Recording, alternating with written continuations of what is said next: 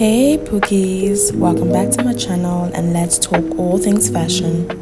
Hello, hi, hello, hi, hello, hi, hello, hi. Okay, I want to sneeze.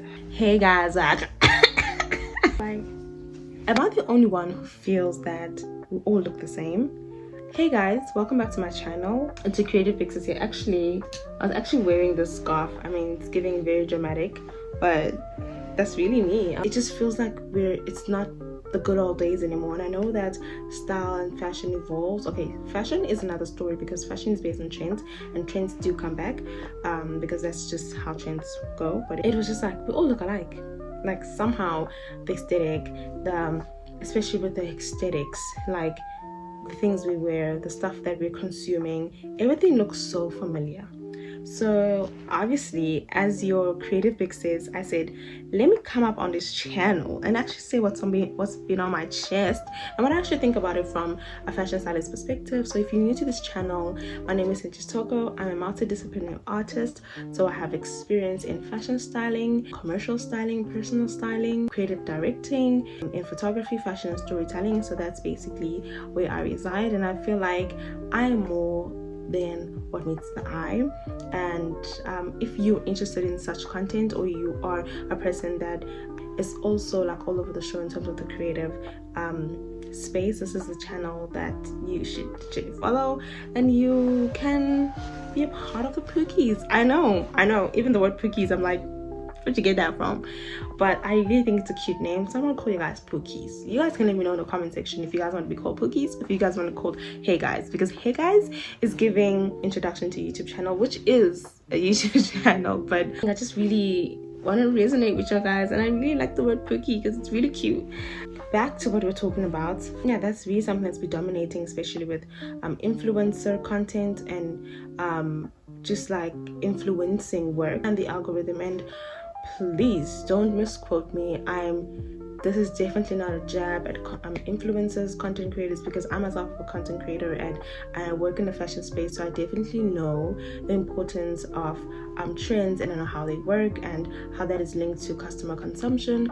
And this is from a whole different perspective, in a sense that from somebody that is trying to find a style, especially in this like dynamic world of so many options, you can easily get trapped in that hole of the same thing and trying to draw inspiration and just trying to find your way into finding a personal style. So yeah, this video is probably going to be around the algorithm and finding your own style.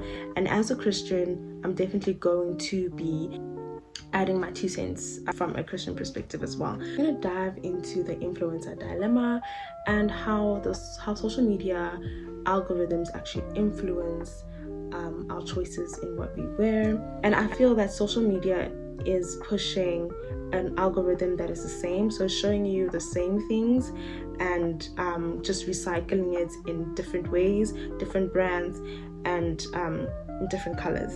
And that's definitely what fashion is about. Like I said, I think what people don't understand about fashion is that fashion is not just being able to dress well, and sometimes fashion and style are confused. So I'm just gonna differentiate the two. Style is something that is connected to someone's personal reference, or is something that is an expression of an individual, where fashion is really driven by the tastemakers and social media and the media and the public. So for example, when you have runway shows, that's why you have season 1, winter, spring, and everybody's making a big fuss, and you really don't understand. Like when I was starting up in fashion, I was like, okay, what's up with the S, what's up with the W's, like what's up with the season 1, what's up with the spring? Like I was really so confused about what was that about and why are we naming clothes according to seasons. And that is because fashion on the runway determines what you see on the shelves. So every designer's aim is to really be able to display their clothes on fashion week or some sort of platforms that will determine what is trending and what would be the noise on the streets, or what is preferred on the streets. So what you see on the runway is a reflection of what you see in stores, but just watered down for human consumption, or for people consumption, if that makes sense, because obviously designers design things from a creative perspective and have different colors, different hues, different palettes and all of that, and the silhouettes, the styles, it speaks, and the color of the season, it speaks to, okay, what we're going to see more on the streets. And I think not so long ago, I think 2 years ago, there was like an obsession with metallic, and the metallic was like on the runway, earrings, accessories, clothes. And you go to Mr. Price, metallic heels, you go to Mr. Price, metallic bag, metallic belts, metallic, you know. So it's what sets the trends. That can easily affect influence on fast fashion and the consumption of that, and what you see on your screens on social media, because the brands work with influencers, the brands work with people that experiment with these items, and you can easily be caught up in the hype of like, I really love that, I love how it looks like on that influencer, and they actually did their thing and they look really cute, I also want that dress. And that's where we get stuck in the dilemma. Are you purchasing it just because it's trending and because it looks good on this influence? As a person that wants to develop their style, what is influencing your buying? Like, if you cannot answer why you're buying something, is it the silhouette? Is it like the pattern? If there's nothing that you can identify while you're buying it, it shows the lack of personal style, the lack of personal preference. So once you take that out of, and like if you take that out of the equation, you're left with a trend, you're left with something that looks nice, something that is popping, but something that you might not even be able to wear in 2 to 3 weeks or 2 to 4 months. And I believe that we were called to be stewards of creation, and that we have the ability to create because God is the ultimate creator. And from that perspective is the intention, and that goes back to what's your intention when you're trying to purchase something.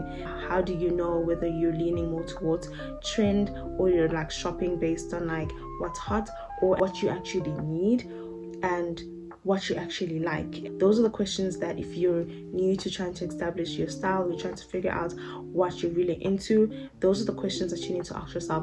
Why do you want to purchase this? Wear what you love. And people have this idea of when you're talking about personal style, it needs to be maximalist, it has to be out there, you know. And I really think that you can actually still be neutral. You can still have your simple, your minimalistic looks, but still have a touch that speaks to you personally. So for example, let's look right now, an undercoat or with the blazer over it. That's just because personally I really love, as you can see here, I'm playing with a lot of hues, with the browns and the purple, the pastels. I really love that right now on my skin because I think it really makes my skin pop. I'm going to do another video on color, the psychology of color, and that's something that I really love. And I, as a fashion stylist, color wheel, the color map is like one of my favorite studies. But anyways, we'll get to that. That really gets me excited because that's something I'm very passionate about color scheming and putting together looks according to colors. It's chef's kiss. But yeah, so if you look at my personal style, for instance, I love mixing the juxtaposition between feminine and masculinity. So for example, I have this oversized blazer that's giving boss babe, it's giving absolute cute, you know, this very cute feminine vest. That's just like a personal, you know, I could explain to you why I love it personally, coming from a genuine space. Being able to answer these questions helps those that already know their personal style keep in check, because it's very easy for you to explore your personal style and then start to be familiar with it, but using discernment on whether you need to actually purchase an item and when you actually don't. Is it projecting an image of what you're seeing online as a trend, or is it something that is based on yourself? Don't get me wrong, Pinterest is definitely a fantastic platform and I use it myself. It's a very good tool to use, but it's also prime example of algorithm enforcement, because it prioritizes visually similar content, meaning that if you pin something on initial capture wardrobe, you'll be bombarded with the various same things. How do we break free from that? Is being mindful, like I said, seeing an item for yourself. Why do you like it? That really helps when you're trying to figure out your personal style. And I think really going to your own closet as an exercise to actually know more about yourself and know more about your history. This is what we do as personal stylists when we're helping people develop their styles, or when we're helping people better their styles. We don't start off by saying, oh, let's go to the shops together, we're gonna shop for you. That's definitely not what we do as personal shoppers and personal stylists. I know that people think that's what we do, but I think what we do is more than that. I think I personally, with my consultations, I start off with, okay, tell me what you're comfortable with, what you're not comfortable with. For example, I don't like showing my arms, or I don't like showing my legs. I'm uncomfortable with wearing polo neck because I feel like I've got a very small neck. Or like, really, really deep questions that we can as much information we can get from our clients, the better. And then we start off with your actual closet. We have a look at your closet and do like a deep dive into what you're into, what you've liked before. And I think with most of my clients, we usually pick up a cycle of, oh, I just bought that because I saw it on the internet and it looked really dope and I bought it. Or, oh, do you remember that time when everybody was having like the Rihanna razor cut, and then we had like these tees, this graphic tees? Yeah, that's when I bought this. Like, your reference is actually a social reference that distinguishes between like items that are personal and items that are trendy. So for example, oh no, these earrings were like, I still have these earrings because they were a gift from my mom, and it's like speaks more about like my family history. So that touches a bit of like your personal connection with the item and why you would wear it. Playing around with thrifted items, because that's obviously cheaper, and you won't break the bank while you're still trying to explore different styles. Taking it from there and just experimenting and mixing it up with some of the clothes that are in your closet.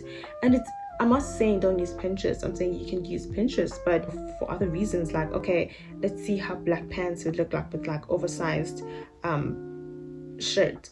You realize that you're comfortable with oversized shirts. That's an element of your personal preference with style, and that doesn't mean that you're going to go and get the exact top from Forever New or the exact pants from Zara, because that's you feeding into consumerization, feeding into the trend of getting this new pants that are on the shelves that are hot. That is a trend. Overall, I feel like clothes have from the beginning of time, when Adam and Eve were found in the Garden of Eden and God asked them, what are you doing? And they said, well, we were just like covering ourselves. At that moment, I don't think Adam and Eve were like, let's create an outfit that's going to be trendy. It was the use for the outfit was to cover up, was a functional. And as time went, they created things that would work well with the environment that they were in, found ways to create wool, make whatever clothes that they used, the garments that they used, leading up to now. So there's been a shift in what fashion is, and clothing and style, and that's something that some people don't really care. I know some people don't care about clothes. They actually don't care, as long as they look neat and then look clean and they're good to go. But also in doing that, there's a touch of personal style. Like, some people love basic outfits and that's just them, but there we go again, it's a personal style. Like, for example, people say, oh my goodness, what's this guy, saw his outfits pop up on the Business of Fashion. They're discussing about style evolution and all of that stuff, and he wears black neutral colors. That is a personal touch. Like, he's got a reason why he does it. In saying so, it became a trend where you see people that are in like software development and people that are into technology, and you'd see like they have a certain like way of dressing now. You're like, oh, okay, I see. It's a Mark Zuckerberg. I don't even know if that's Mark, but I don't even know if that's his name. yeah, I need to do better. But I'm gonna put this picture here and so you guys can actually see it. So yeah, you see how that connection, how something very genuine like to personal style can become a trend, and if any company can capitalize from it, it becomes a trend. It's rolling on the shelves now. It's now giving a perception of people that wear all black and they wear glasses and they wear like tight like chino pants and like polyester turtleneck or like top neck or like turtleneck shirts, you know, up button, like black shirt. It's giving this is what they do. There's a perception of you when you look a certain way, and that's what fashion has the power to do, and that's also what style has the power to do. Yeah, all of this is very, it really requires you to think, and I hope this video has opened up your mind on how you see style, how you see clothes, and that it's not just items that you put together. It says a lot. I hope you guys enjoyed this video. Thoughts, your experience in the comment section below. What inspires your style? Ciao. I tried to fill my cup with your recognition, found that type of love to be quite fleeting.